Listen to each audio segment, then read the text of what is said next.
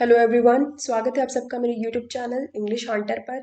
और आज हम जानेंगे कुछ शब्दों में अक्षर मौन क्यों रहते हैं। तो चलिए शुरू करते हैं। सबसे पहले हम ये जानेंगे मौन अक्षर किसको कहते हैं। मौन अक्षर मतलब साइलेंट वर्ड। मौन अक्षर वो अक्षर होते हैं जो शब्दों में शामिल तो होते हैं पर इस्तेमाल नहीं किए जाते हैं। आइए इसे एग्जाम्पल से समझते हैं। जैसे कि आप यहाँ पहला शब्द देख रहे होंगे KNIFE। अब इसको पढ़ने के बाद आप इसे कैसे प्रोनाउंस करेंगे? आप इसे नाइफ बोलेंगे, कनाइफ तो नहीं बोलेंगे। पर आपने क्या एक चीज देखा कि इस शब्द में के जो है शामिल है पर इसका कोई यूज नहीं है। लेकिन अगर हमने के को हटा दिया तो ये बन जाएगा NIFE निफ, जिसका कोई मतलब नहीं, जिसका कोई अर्थ नहीं। लेकिन अगर हम इसमें के को जोड़ देंगे तो इसका एक मीनिंग बन जाएगा जिसका मतलब होगा चाकू। उसी तरह से आप दूसरे वर्ड को देखिए HONEST। इसको हम ऑनेस्ट प्रोनाउंस करते हैं, ऑनेस्ट, हॉनेस्ट नहीं। पर आप यहाँ देखिए कि इस शब्द में एच जो है शामिल है पर इसका कोई यूज नहीं है। हमने इसको ऑनेस्ट पढ़ा है, हॉनेस्ट नहीं। ऑनेस्ट का मतलब ईमानदार। तो आपने देखा, अगर हमने एच को यहाँ से हटा दिया तो ये बन जाएगा ONEST, ऑनसेट, जिसका कोई मतलब नहीं होगा।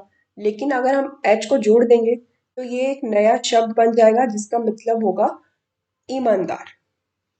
क्या आप जानते हैं कि ऐसे शब्द जिनके अक्षर मौन रहते हैं, जिन शब्दों में अक्षर मौन रहते हैं, ऐसे शब्द 60% होते हैं अंग्रेजी में। अब हम जानेंगे कि मौन अक्षर आखिर शब्दों में मौन क्यों रहते हैं। तो आइए हम ये भी जान लेते हैं। ऐसे शब्द जिन्हें दूसरे देश की भाषा से लिया गया है उन शब्दों में अक्षर मौन होते हैं।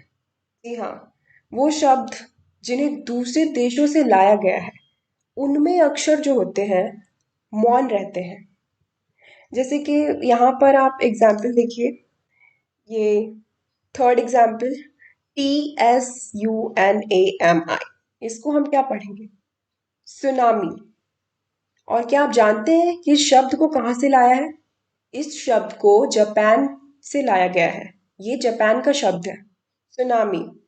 उसी तरह से KNIFE, नाइफ, वो फ्रेंच शब्द है, इसे फ्रेंच से लाया गया है।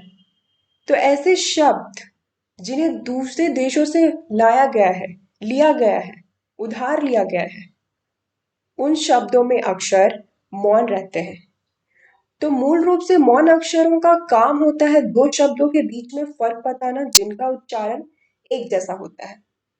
जैसे कि यहाँ देखिए WRITE, इसका मतलब हुआ लिखना, राइट। और RIGHT, ये भी राइट है और इसका मतलब है सही। उसी तरह से आप यहाँ देखिए KNOW और यहाँ NO, दोनों को हम नो प्रोनाउंस करते हैं लेकिन मीनिंग दोनों के अलग है। तो मौन अक्षर जो है ऐसे शब्दों के बीच में फर्क बताते हैं जिनका उच्चारण एक जैसा होता है।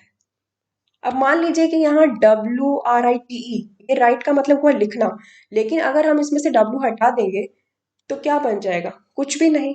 और अगर हमने W को यहाँ पर जोड़ दिया तो ये एक शब्द बन जाता है। तो मौन अक्षर जो है ऐसा नहीं है कि ये बोले नहीं जाते थे, ये बोले जाते थे। 15 सेंचुरी से पहले ये बोले जाते थे। अब पता नहीं इसको कैसे प्रोनाउंस करते थे। ये जो के है ना, इसको भी पहले बोला जाता था। क्नो कैसे प्रोनाउंस करते थे ये नहीं पता, लेकिन ये शब्द जो आज मौन है, शब्दों में जो अक्षर मौन है, उनको भी बोला जाता था एक जमाने में। लेकिन फिर जैसे जैसे डेवलपमेंट हुआ वैसे वैसे इन शब्दों को भी डेवलप कर दिया गया। तो जितनी भी जानकारी मिली है मैंने आपको दी है। आज के वीडियो में बस इतना ही। Thank you so much.